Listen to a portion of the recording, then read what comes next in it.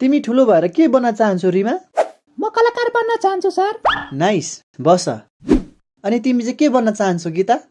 म डाक्टर बन्न चाहन्छु सर। डाक्टर भएर जनताको सेवा गर्न चाहन्छु सर। गुड, बस बस। तँ चाहिँ ठुलो भएर के बन्न चाहन्छस् नि? म ठुलो भएर सिङ्गर बन्न चाहन्छु सर। ल त्यसो भए एउटा गीत गा न त। 5, 4, 3, 2, 1, go! हाय हाय होय होय, हाय हाय होय होय, हाय हाय होय होय, बतोबदी बतोबदी बतोबदी। नजिस्की भन, ठुलो भएर के बन्न चाहन्छस्? म त ठुलो भएर बाउ बन्न चाहन्छु सर। मेरो मतलब पछि गएर के गर्न चाहन्छस्? म त पछि गएर बिहे गर्न चाहन्छु सर। हे मूर्ख, भविष्यमा के हासिल गर्ने सोच छ तेरो? भविष्यमा गीतालाई हासिल गर्ने सोच छ सर। सपना के छ सपना? तेरो सपनाको बारेमा भन।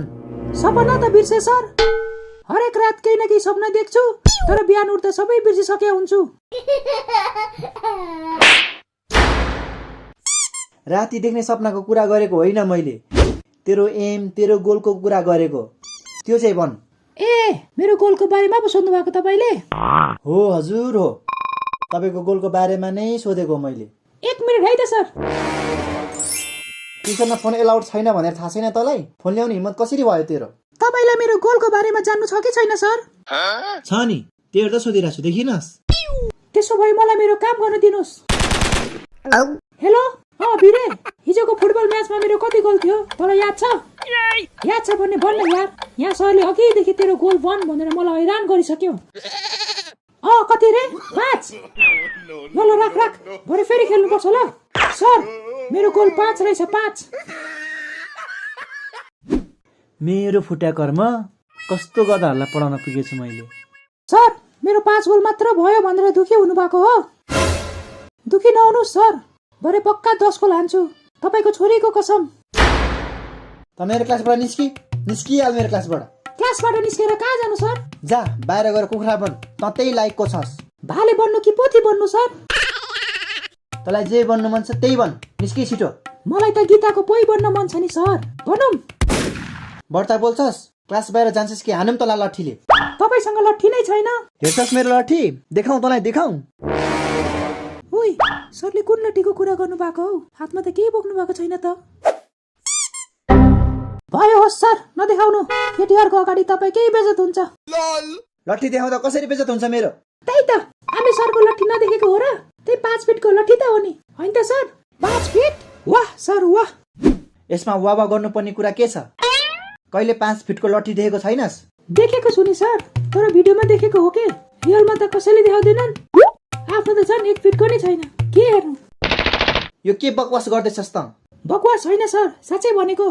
तपाईँको कान्छी छोरीको कसम। बस, आफ्नो सिटमा बस। त अझै भित्रै छस्? बाहिर जा, न त साँच्चै हान्छु लट्ठीले। पहिला लट्ठी देखाउनुहोस्, अनि मात्र जान्छु म त। पर्खी, आज तेरो ढाड छेकाउँछु। Okay sir, bye bye guys, bye Gita.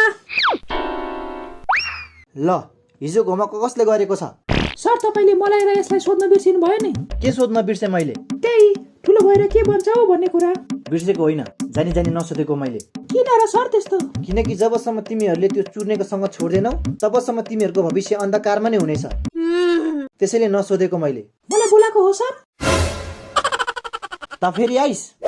तँलाई बाहिर गएर कुखुरा बन भनेको होइन?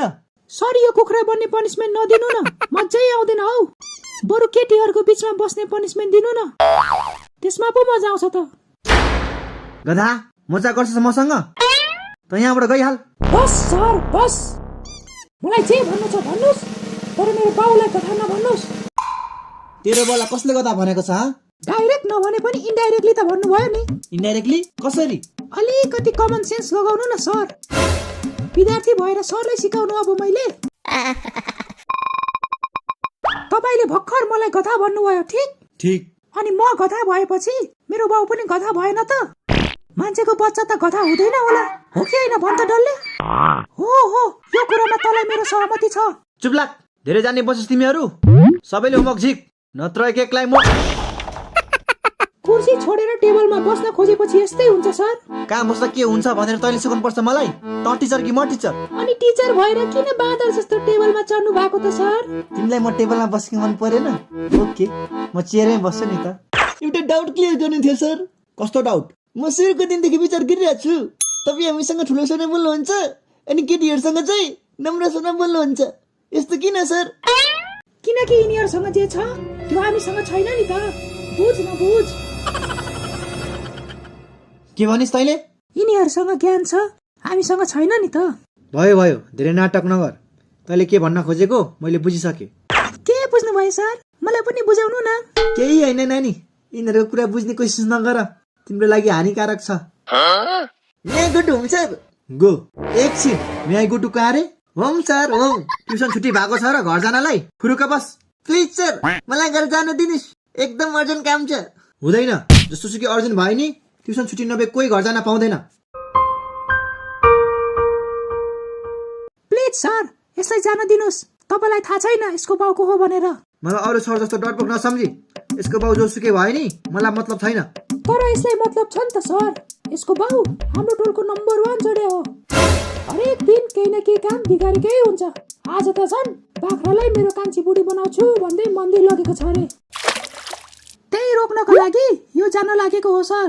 तिमीहरू त अघिदेखि ट्युसनमै छौ अनि यसको बाउ मन्दिर गयो भनेर चाहिँ कसरी थाहा भयो तिमीहरूलाई? मलाई झुकाउने कोसिस गर्छस्?